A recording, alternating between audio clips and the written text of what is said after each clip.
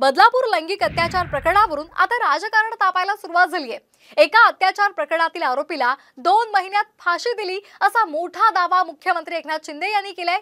या वक्तव्यावरून विरोधी पक्षानं चांगलंच रान उठवलंय, तर शिंदेंचा हा दावा धडधडीत खोटा असल्याचा प्रतिदावा विरोधी पक्षाच्या नेत्यांनी केलाय। दोन महिन्यापूर्वी 3-4 महिन्यापूर्वी एक अशीच घटना घडली माझ्या बहिणी बरोबर आणि त्याला फास्ट ट्रॅक केसवर आम्ही चालवलं। स्पेशल वकील दिले, एव्हिडन्स दिले, पोलिसांनी सगळं जे मेहनत केली आणि त्या आरोपीला 2 महिन्या केस मध्ये लागले आणि त्याला फाशीची सजा झाली।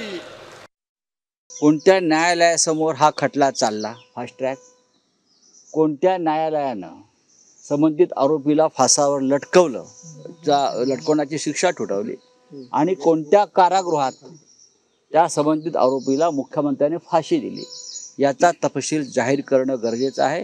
हे मुख्यमंत्री 1 नंबरचे खोटारडे आहेत, 1 नंबरचे, बरं का, 1 नंबरचे खोटारडे आहेत। गृहमंत्री त्याहून खोटारडे। बदलापूर लैंगिक अत्याचार प्रकरणावरून आता राजकारण तापायला सुरुवात झाली आहे। एका अत्याचार प्रकरणातील आरोपीला 2 महिन्यात फाशी दिली असा मोठा दावा मुख्यमंत्री एकनाथ शिंदे यांनी केलाय। या वक्तव्यावरून विरोधी पक्षानं चांगलंच रान उठवलंय, तर शिंदेंचा हा दावा धडधडीत खोटा असल्याचा प्रतिदावा विरोधी पक्षाच्या नेत्यांनी केलाय।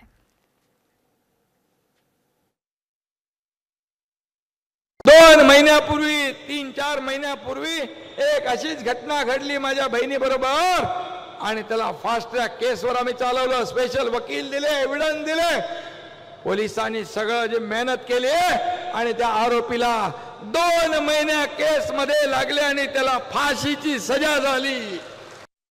कोणत्या न्यायालयासमोर हा खटला चालला? फास्ट ट्रॅक कोणत्या न्यायालयानं संबंधित आरोपीला फासावर लटकवलं, लटकवण्याची शिक्षा ठोठावली आणि कोणत्या कारागृहात त्या संबंधित आरोपीला मुख्यमंत्र्यांनी फाशी दिली याचा तपशील जाहीर करणं गरजेचं आहे।